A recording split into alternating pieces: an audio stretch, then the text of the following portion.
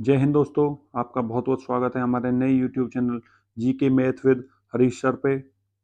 अगर आप इस चैनल पर नए हैं तो आप हमें सब्सक्राइब कर सकते हैं, लाइक कर सकते हैं और शेयर कर सकते हैं।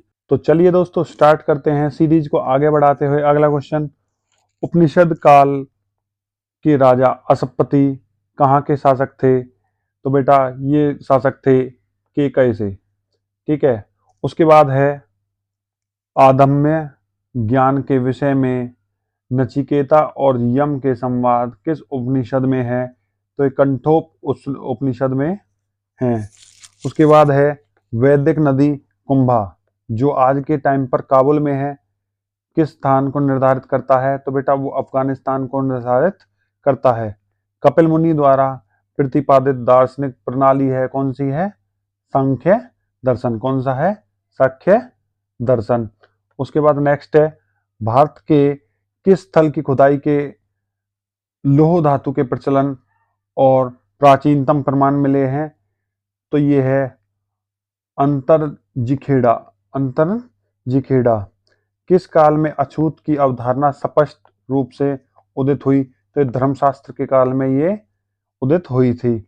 उसके बाद है गायत्री मंत्र देवी सावित्री को संबोधित किस पुस्तक में है? तो बेटा ये ऋग्वेद में है, जो कि सबसे पुराना वेद भी माना जाता है। उसके बाद है न्याय दर्शन को प्रचारित किया था? तो बेटा ये किया था गौतम ने।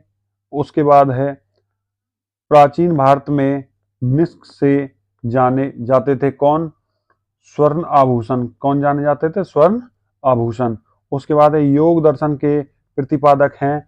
तो ये है बेटा पतंजलि। कौन कौन से? पतंजलि। उपनिषद पुस्तकें हैं दर्शन पर, किस पर हैं? दर्शन पर। उसके बाद नेक्स्ट है पूर्व वैदिक आर्यों का धर्म प्रमुख था? तो बेटा ये था प्रकृति की पूजा करते थे और यज्ञ करते थे। प्रकृति की पूजा और यज्ञ करते थे। उसके बाद है चरक संहिता नामक पुस्तक किस विषय से संबंधित है? तो बेटा ये है आपकी चिकित्सा से। चिकित्सा से। तो नेक्स्ट पर चलते हैं। यज्ञ संबंधी विधि विधानों का पता चलता है किससे? यजुर्वेद से। और आपको मैंने पहले भी बताया था कि वेदों की संख्या कितनी है? 4 है। कितनी है? 4 है। उसके बाद है वैदिक युगीन सभा क्या थी? तो बेटा ये थी मंत्री परिषद। जैसे आज के टाइम पे होते हैं ना मंत्री, इसी तरीके से वैदिक युगीन चलती आ रही है। वैदिक युग से प्रचलित लोकप्रिय शासन प्रणाली थी गणतंत्र। गणतंत्र देश, जैसा आज हमारा देश गणतंत्र है, हमारे देश के पास संविधान है, ऐसे ही पहले हुआ करता था। उसके बाद नेक्स्ट पर चलते हैं, सबसे प्राचीन वेद कौन सा है? तो बेटा वो है ऋग्वेद। सबसे प्राचीनतम वेद कौन सा है? ऋग्वेद है। अगर आपको हमारी वीडियो अच्छी लगती है तो आप हमारी वीडियो को लाइक कर सकते हैं, चैनल को सब्सक्राइब कर सकते हैं। आपके लिए हम बहुत अच्छी अच्छी वीडियो लाकर देते रहेंगे। नेक्स्ट पर चलते हैं, कौन भारतीय दर्शन की आरंभिक विचारधारा है? तो बेटा वो है साख्य। कौन सा है? साख्य। नेक्स्ट पर चलते हैं, साख्य योग न्याय वैशिक मीमांसा एवं वेदांत इन 6 भिन्न भारतीय दर्शन की स्पष्ट रूप से अभिव्यक्ति हुई थी कब? वैदिक युग में। कब हुई थी? वैदिक युग में। वह दस्तकारी कौन सी है जो आर्य द्वारा व्यवहार में नहीं लाई गई थी? तो वो बेटा लोहारगिरी थी। कौन सी थी? लोहारगिरी। प्राचीनतम व्याकरण अष्टाध्यायी के रचनाकार कौन है? वो है बेटा पाणिनि। कौन से हैं? पाणिनि। कौन सी स्मृति प्राचीनतम है? तो कौन सी बेटा? मनु स्मृति। कौन सी स्मृति? मनु स्मृति। उसके बाद है आदि काव्य की संज्ञा किसे दी जाती है? तो बेटा वो दी जाती है रामायण को। किसे दी जाती है? रामायण को। प्राचीनतम पुराण है कौन सा? मत्स्य पुराण। सबसे प्राचीनतम जो पुराण है उसको हम मत्स्य पुराण कहते हैं। और जो सबसे प्राचीनतम आपका वेद है वो है ऋग्वेद। ठीक है। ऋग्वेद में सबसे पवित्र नदी किसे माना जाता है? सरस्वती को। और सरस्वती नदी कहाँ है? हरियाणा में। अभी इसके साक्ष्य मिले हैं आदि बद्री से। उसके बाद नेक्स्ट पर चलते हैं, वैदिक समाज की आधारभूत इकाई थी कौन सी? काल और कुटुंब। काल और कुटुंब। ऋग्वैदिक युग की प्राचीनतम संस्था कौन सी है? तो विदित। कौन सी है? विदित। उसके बाद नेक्स्ट पर चलते हैं, ब्राह्मण ग्रंथों का सर्वाधिक प्राचीनतम ग्रंथ कौन सा है? तो बेटा वो है शतपथ ब्राह्मण। बेटा ये बहुत बार आपके HSSC ने पूछा है। तो ये बेटा आपका मोस्ट इंपोर्टेंट क्वेश्चन हम आपको बता रहे हैं। नेक्स्ट पर चलते हैं। प्राचीनतम विवाह संस्कार का वर्णन करने वाला विवाह सूक्त किसमें है? तो बेटा वो है ऋग्वेद में पाया जाता है। ऋग्वेद में अघन्य मतलब वध योग्य नहीं शब्द का प्रयोग किसके लिए किया गया है? तो गाय के लिए। गाय को वध योग्य नहीं बताया गया है। ऋग्वेद में किन नदियों का उल्लेख अफगानिस्तान के साथ आर्यों से संबंधित का सूचक है? कुंभा और क्रम्मु। कौन सा? कुंभा और क्रम्मु।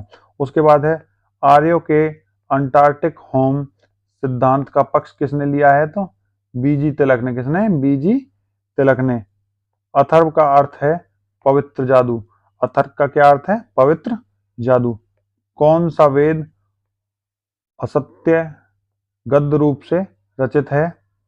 तो ये है आपका यजुर्वेद। उत्तर वैदिक काल में किस देवता को सर्वोच्च स्थान प्राप्त था? तो वो था प्रजापति को।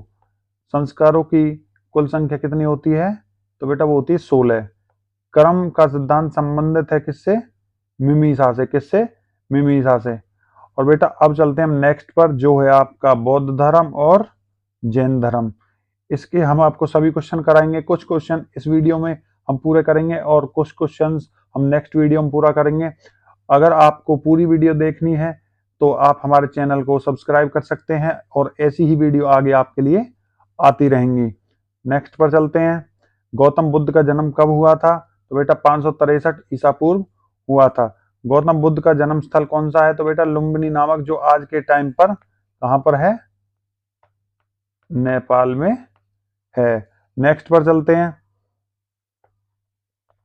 वह आध्यात्म बौद्ध साहित्य जो बुद्ध के विभिन्न जन्मों की कथाओं का विषय में है, क्या है बेटा? जातक। जातक। उसके बाद है त्रिपिटक धर्म ग्रंथ है बुद्धों का। बेटा ये क्वेश्चन बहुत बार पूछ लिया जाता है कि त्रिपिटक त्रिपिटक किस धर्म से संबंधित है, तो यह किस धर्म का ग्रंथ है? तो ये बेटा आपका कौन किस धर्म का है? बौद्ध धर्म का है। उसके बाद नेक्स्ट पर चलते हैं। बुद्ध ने किस स्थान पर महापरिनिर्वाण मतलब मृत्यु को प्राप्त किया था? तो बेटा ये आपकी कुशीनगर में। कहां पर? कुशीनगर में। भारत में सबसे प्राचीनतम विहार है कौन सा? नालंदा। कौन सा है? नालंदा। उसके बाद है बुद्ध की मृत्यु के बाद प्रथम बौद्ध संगति के अध्यक्ष किसको बनाया गया था? महाकश्यप को। किसको? महाकश्यप को। नागार्जुन कौन थे? बौद्ध दार्शनिक थे। कौन थे? बौद्ध दार्शनिक नागार्जुन। किस नगर में प्रथम बौद्ध संगति सभा आयोजित की गई थी? तो बेटा ये की गई थी आपकी राजगृह में। कौन? किसमें? राजगृह में। अष्टांगिक मार्ग की संकल्पना अंग है, तो बेटा ये है धर्मचक्र परिवर्तन। सुत के विषय वस्तु का। तो बेटा धर्मचक्र परिवर्तन सुत के विषय वस्तु का है। उसके बाद है मिलिंदोपन्ह राजा मिलिंद और किस बौद्ध भिक्षु के मध्य संवाद के रूप में है? बेटा ये है नागासेन। कौन है? नागासेन। महायान बौद्ध धर्म से बौद्धिस्ट अवलोकितेश्वर को किस अन्य नाम से जानते हैं? तो बेटा ये है पद्यपानी। किसको? पद्यपानी। उसके बाद नेक्स्ट पर चलते हैं। बौद्ध धर्म तथा जैन धर्म दोनों ही विश्वास रखते थे किस पर? कर्म और पुनर्जन्म के सिद्धांत सही है। वो सोचते थे कि हमारा दोबारा जन्म होता है।